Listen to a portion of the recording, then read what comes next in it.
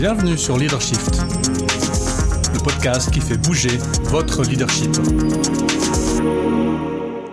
Bonjour, c'est Vincent. Bienvenue sur Leadershift. Aujourd'hui, suite de la série sur Pour en finir avec, série dans laquelle nous essayons de démystifier, de désemberlificoter des concepts, des idées, des outils, et voir si on peut les utiliser ou pas. Dans cet épisode, nous allons prendre un gros morceau, le MBTI.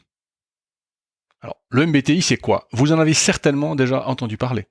C'est le Myers-Briggs Type Indicator, MBTI. Alors, vous me direz, bon, c'est quoi ? C'est nouveau de vieux bonhommes, là, de psy des années 40 qui ont fait un machin et tout. Bah non, vous avez tort. C'est Madame Catherine Briggs et sa fille, Isabelle Briggs-Myers, d'où le Myers-Briggs, la fille d'abord, la mère ensuite, qui, dans les années, alors 20, 30, 40, maman d'abord et fille ensuite, essaye de créer un...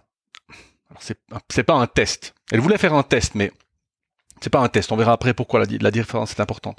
De créer un instrument qui permette de valider. Elle voulait faire rentrer les femmes dans la force de travail aux États-Unis. Avant la guerre, après la guerre, beaucoup de femmes allaient travailler. Et donc, quelque part, il fallait les aider pas à se valoriser, mais à l'époque, 1940, les femmes au travail, c'est une espèce de pensée révolutionnaire. D'ailleurs, 70% des femmes, ou 80% des femmes américaines qui ont travaillé dans les usines d'armement pendant la Deuxième Guerre mondiale sont retournées au foyer et n'ont pas désiré continuer une vie professionnelle. Donc, à cette époque, il faut qu'on se remette dans cette époque-là. Les seuls tests qui existent, c'est quoi ? C'est le QI, et puis qui discriminent les gens, et puis qui vous disent que toi t'es bête et toi t'es intelligent, et Catherine Briggs ne veut absolument pas ça. Alors elle commence à travailler, elle tombe sur Jung qu'elle a lu dans les années 20, et donc en fait ces types de personnalités sont basés sur ceux de Jung. Et ceux de Jung eux-mêmes basés sur ses observations. Mais Jung est très très prudent, hein. Je me suis pas mal documenté pour cet épisode, et Jung est très prudent dans sa description de ces, entre guillemets, types de personnalités. En fait, il en a que deux. C'est introversion et extraversion. Et lui base presque toute sa théorie ou sa manière de voir les choses sur ces deux traits. Alors, Catherine Briggs et sa fille Isabelle établissent ce test et the rest is history. Très bien vendu. Pourquoi ? Parce que, souvenez-vous, années 40, 50, on est dans le début, je dirais, de la psychologie appliquée. On est dans le début des théories managériales qui vont commencer à se dire, mais finalement, ces êtres humains qui travaillent, peut-être qu'on devrait plus s'en occuper que de savoir simplement si ça presse des citrons ou pas. Et donc, il y a un vrai désir des organisations, en particulier de l'armée, de voir s'il y a un bon fit entre la personne que je vais engager et puis la fonction. Et donc, ça devient un énorme business. C'est un business qui est multimilliardaire aux États-Unis seulement. Et donc, elles refusent d'appeler leur test un test parce qu'elles ne voulaient pas quelque chose qui juge les personnes. Elles ne voulaient pas quelque chose qui soit discriminant comme beaucoup des tests de l'époque. Alors, évidemment, c'est vrai, regardez si vous avez fait le MBTI, en fait, peu importe le résultat, quelque part vous êtes un winner. Ça veut dire que il n'y a rien de négatif à propos de vous qui va vous être dit. Quelque part, c'est l'ensemble de qualités. On verra tout de suite, exactement qu'est-ce qu'il y a dans le MBTI. Et donc, test a la connotation de test psychométrique et donc demande une certaine rigueur scientifique pour être établie, il y a toute une série d'études statistiques qui doivent être faites pour valider un test, alors qu'un indicateur, c'est un peu plus flou, et puis finalement, c'est aussi peut-être un peu plus facile à mettre sur pied.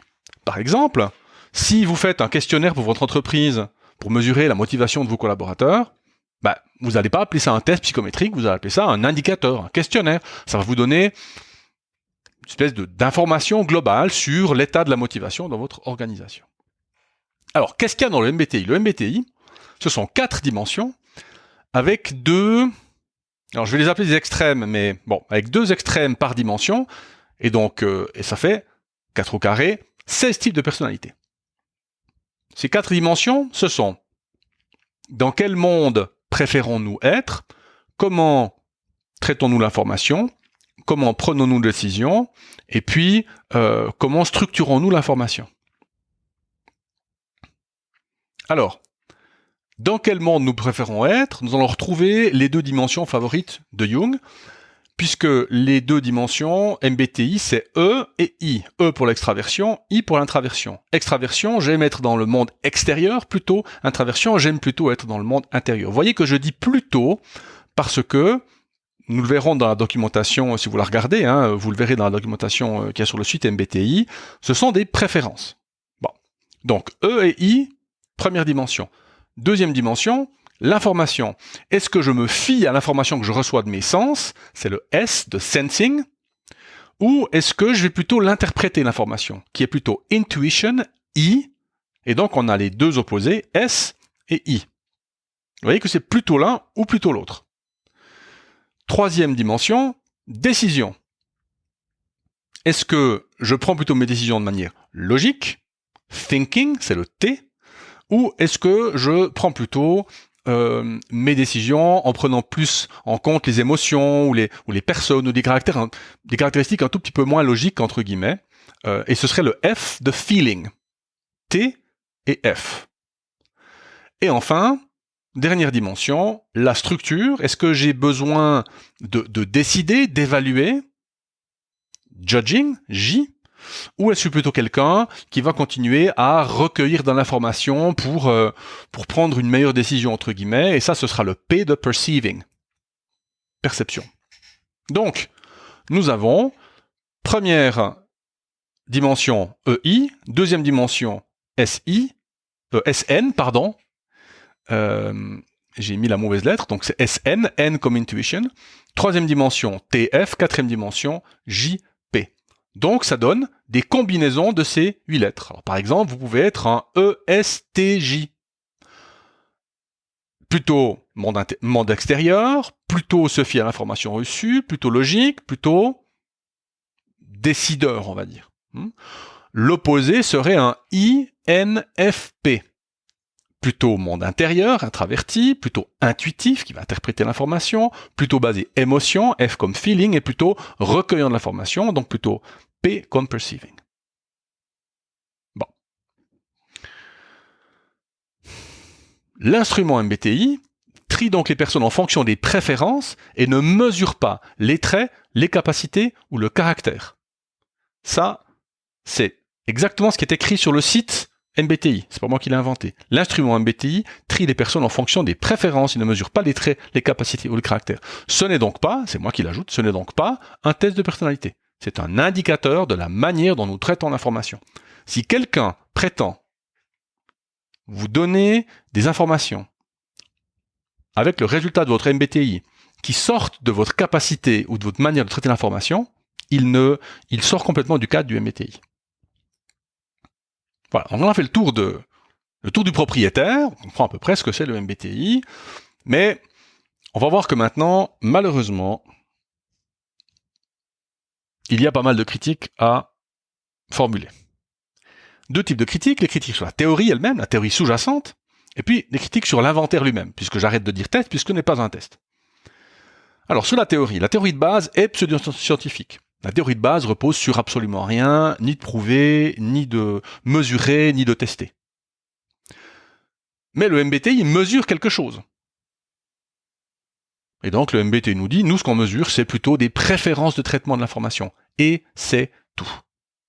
Remarquez, n'importe quel objet mesure quelque chose. Une pierre mesure, avec une pierre vous pouvez mesurer quoi? La longueur, vous pouvez mesurer le poids, vous pouvez mesurer l'impact, vous pouvez mesurer la douleur aussi, si vous la lancez fort. Vous voyez que de dire que ça mesure bien quelque chose, n'importe quoi peut mesurer quelque chose, la question c'est quoi? Bon.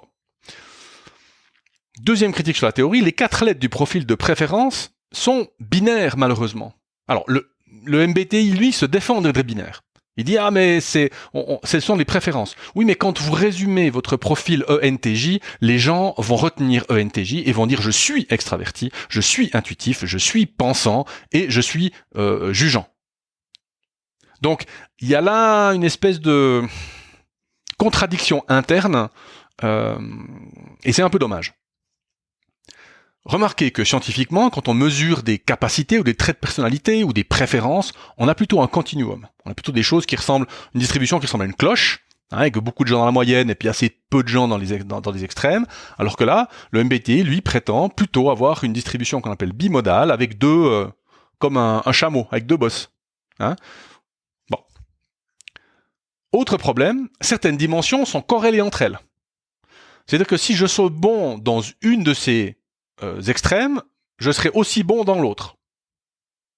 Alors par exemple, vous voyez bien que perceiving, le P, et puis feeling, le F, ce sont toutes les deux des manières de percevoir l'environnement autour de nous, voire même aussi le S de sensing, et donc on pourrait très bien se dire que si la fonction cognitive qu'il y a derrière, par exemple, le traitement de l'information issue du cortex oculaire, par exemple, de ce qu'on voit avec nos yeux, eh ben on voit que si je suis bon dans un, je risque d'être bon dans les autres. Par exemple, si je suis bon dans S, je suis peut-être plus facilement bon dans le F ou dans le P. C'est ce qu'on appelle des dimensions corrélées. Alors bien que c'est pas le but. Le problème, c'est pas le but, puisque on veut décomposer nos préférences de traitement de l'information. Donc c'est un problème. Autre problème, certains extrêmes de l'axe qui sont opposés dans le MBTI ne le sont pas. Ça fait 30 ans qu'on sait qu'il n'y a pas d'opposition entre le T et le F. Puisqu'on peut évidemment en même temps, et on le fait d'ailleurs souvent en même temps, avoir du T et du F. Et c'est pas une question de préférence. Autre critique sur la théorie MBTI, il manque une dimension de la personnalité humaine qui est essentielle, qui est la stabilité émotionnelle, qui a un pouvoir prédictif absolument énorme. Alors vous me direz, oui mais Vincent, c'est pas un test de personnalité. Oui, le problème c'est que c'est comme ça qu'il est utilisé. Et donc il manque une dimension importante, qui est la stabilité émotionnelle. On ne parle pas non plus, entre parenthèses, d'honnêteté, d'humilité, d'autres qualités ou d'autres manières d'être qui pourraient être utiles à quelqu'un qui veut passer un test de préférence, un inventaire de préférence ou un test de personnalité. Et enfin, j'ai Robert Hogan, qui est un psychométricien réputé, qui nous dit que la plupart des psychologues de la personnalité considèrent le MBTI comme un simple fortune cookie élaboré. Bon, ça fait mal. Ça fait mal. Alors, ça, ce sont les critiques sur la théorie. Alors, les critiques sur l'inventaire lui-même. Alors, le problème, et ça c'est le problème de tous les tests ou les inventaires de personnalité, c'est que c'est du self-reporting. C'est vous qui répondez. Et donc, on a ce qu'on appelle le biais de désirabilité sociale. Ce sont, je sais, quand je vois une réponse devant moi, laquelle je suis supposé être. Et donc, ça va être très difficile pour moi de distinguer ce que je suis vraiment, de ce que j'étais avant, de ce que j'ai envie d'être, de ce qu'on aimerait que je sois. Donc, c'est compliqué. Deuxième critique sur l'inventaire, qui est alors spécifique au MBTI, entre 35 et 70% des personnes qui repassent le test après 5 semaines, obtiennent des résultats différents. Alors j'ai un peu tout lu, j'ai aussi lu des gens qui ont fait des études qui montrent que la fidélité du test, reliability, est bonne, avec des résultats qui sont similaires pour 80% des gens. Bon, alors j'ai pas de doute, j'ai pas de raison de douter de l'une ou l'autre des études, mais si une me montre que les résultats sont différents et l'autre me montre que les résultats sont les mêmes, ça veut quand même dire que les résultats peuvent être différents. Donc c'est pas une bonne chose. Autre critique sur l'inventaire, on verra pourquoi c'est important après, le test ne prédit absolument pas la performance au travail. Mais ça, aucun test ne le fait correctement. Les meilleurs tests ont à peu près une corrélation de 0,3 entre le résultat du test et la performance au travail. Alors le MBTI n'y est même pas à 0,3, mais voilà, les tests ne prédisent pas la performance au travail et le MBTI non plus. Et puis alors évidemment, problème final, c'est qu'entre un tiers et la moitié des publications sur le MBTI sont financées par des pros MBTI, et donc c'est évidemment un business qu'il faut défendre. et c'est ce que je reproche exactement comme à la PNL, au MBTI, c'est que c'est devenu un business. Et que donc c'est complètement immunisé à la vérité scientifique. Écoutez, si je base mon business qui paye mon salaire, mon loyer, la bouffe de mon chien et mes vacances, je comprends tout à fait que c'est difficile de se dire j'ai inventé l'outil XYZ, des études scientifiques montrent que l'outil XYZ n'est pas plus valable qu'un fortune cookie d'un restaurant chinois, j'aurais tendance à me défendre. Et ça, je le comprends tout à fait. Et il y en a plein des modèles comme ça. On peut penser aussi à Paul Ekman avec sa lecture des émotions sur le visage des gens. Et donc, c'est extrêmement difficile à revenir en arrière quand j'ai basé tout un business. Et il y a des milliers de personnes qui sont certifiées MBTI. Et donc, c'est très difficile de dire qu'on a pu avoir tort et que finalement, il faut arrêter d'utiliser l'outil. Alors, vous me direz, oui, mais ça, on s'en fout, c'est la théorie. Mais en fait, ça marche, Vincent. On s'en fout. C'est qu'en fait, ça marche. Le MBTI, ça marche. Ça me dit des choses qui sont vraies sur moi. Alors là, on a deux effets qui sont connus, qui sont l'effet Barnum et le biais de confirmation, qui permettent d'expliquer pourquoi est-ce qu'on a l'impression que ça marche. Qu'est-ce que l'effet Barnum ? L'effet Barnum, c'est l'effet qui consiste à montrer aux gens une description d'eux-mêmes et que ces gens vont penser que c'est une description d'eux-mêmes, alors qu'en fait, il s'agit de traits très généraux. L'étude originale qui a été faite sur un tout petit échantillon, mais qui a été répliqué depuis, c'est un chercheur qui a fourni à 39 de ses étudiants une description de leur personnalité. Donc il y avait 12 ou 13 items, avec des phrases comme vous traitez l'information de la manière machin, vous êtes sensible, etc., etc. D'accord ?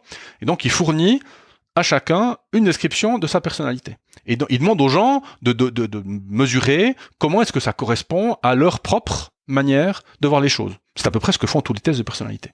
Bon. Alors tout le monde, la moyenne est à 4,3 sur 5, je crois. Donc les gens sont très contents de la manière dont ça colle. Manque de bol, il a fourni la même description à tout le monde. Ça, c'est l'effet Barnum. Donc quand vous dites à quelqu'un tu es quelqu'un d'ouvert, quelle est la personne qui va se dire non mais en fait c'est pas vrai, moi je suis pas ouvert. La personne va trouver un domaine ou quelque chose dans lequel elle est ouverte. Ça c'est l'effet Barnum. Puis le biais de confirmation, c'est la tendance à rechercher, à interpréter, à favoriser et à utiliser des informations d'une manière qui confirme ou qui soutient nos croyances ou nos valeurs antécédentes. Donc ça confirme ce que nous pensons déjà. Ah ben oui, mais je savais que j'étais ouvert. Le test me le dit. Et j'oublie peut-être que 2, 3, 4, 5 fois la dernière semaine, j'ai été obtus, fermé, etc., etc., etc. Donc, non, ça ne, entre guillemets, marche pas. Alors, je vais essayer maintenant de vous donner mon avis sur quand l'utiliser et ne quand jamais l'utiliser. À ne jamais utiliser pour recruter. D'ailleurs, et bravo à la fondation Myers-Briggs, le guide éthique du MBTI stipule qu'il est contraire à l'éthique et dans de nombreux cas illégal d'exiger des candidats à un emploi qu'ils suivent le MBTI si les résultats seront utilisés pour éliminer des candidats. L'objectif du MBTI est de fournir un cadre pour comprendre les différences individuelles et un modèle dynamique de développement individuel. Donc, interdiction de recruter avec le MBTI. C'est illégal dans certains pays et c'est pas éthique selon le MBTI. Je vous recommande de ne jamais l'utiliser pour coacher. Puisque l'important dans un coaching n'est pas de dire à la personne qui elle est, entre guillemets, ou quelles sont ses préférences, mais plutôt c'est de la soutenir dans la résolution pratique de sa demande. Imaginez que vous avez quelqu'un qui a de la peine à parler en public. Bon, vous faites le test. Vous y faites passer un MBTI. Alors, deux cas de figure. Elle chope un I. Intraversion. Comment vous allez faire maintenant, alors que vous venez de la convaincre qu'elle est introvertie, qu'elle peut tout à fait se développer en une personne qui peut être à l'aise quand elle parle. Deuxième cas de figure, son résultat c'est un E, extraverti. Et là, elle va se dire, mais si je suis extraverti, pourquoi est-ce que j'ai autant de peine ? Alors soit elle va rejeter la validité du test, ce que je ferai aussi, ou soit elle va carrément peut-être culpabiliser ou se dire, mais qu'est-ce qu'il y a qui fonctionne pas chez moi ? Donc, l'objectif, c'est pas de lui dire qu'elle est I ou E, l'objectif est de l'aider à passer par-dessus sa difficulté à parler en public. Ne vous y fiez pas pour savoir qui vous êtes ou quelle est votre personnalité. En revanche, si vous voulez, par exemple, faire comprendre à un groupe, à une équipe, qu'il y a des comportements et des personnalités diverses, que les gens sont différents, qu'on n'est pas tous fait pareil, pourquoi pas? Si vous voulez indiquer à une personne la manière avec laquelle elle traite l'information, pourquoi pas? C'est tout à fait une manière d'utiliser le MBTI, mais voyez que c'est une manière qui est extrêmement limitée. D'ailleurs, dans ces deux cas, vous n'avez pas besoin du MBTI ou d'un autre test pour arriver à cet objectif-là. Une bonne conversation en groupe, bien modérée, bien animée, fonctionne tout aussi bien, voire même beaucoup mieux, que de donner des tests de personnalité à chacun. Donc, le MBTI est un outil qui a une utilité qui est très très pointue, à ne pas utiliser dans beaucoup de cas, a une théorie qui manque de base scientifique, qui n'en a pas du tout, et des problèmes avec l'administration du test. En conclusion, avant d'utiliser un outil, posez-vous la question de savoir à quoi il est utile, dans quel but il a été créé. Le MBTI est honnête, nous ne sommes pas un test de personnalité, n'utilisez donc pas le MBTI comme un test de personnalité. Si l'outil a un lien avec la psychologie, mais qu'aucun psychologue ne l'utilise, méfiez-vous. Si l'outil a un lien avec la psychologie, mais qu'aucune faculté de psychologie ne l'enseigne, méfiez-vous. Si l'outil a permis à une industrie multimilliardaire de voir le jour, méfiez-vous. Voilà, j'espère que cet épisode vous a plu. Si vous avez des questions, des commentaires, des remarques, je les prends volontiers. Je me réjouis de vous voir lors du prochain épisode et je vous dis à la semaine prochaine. Ciao.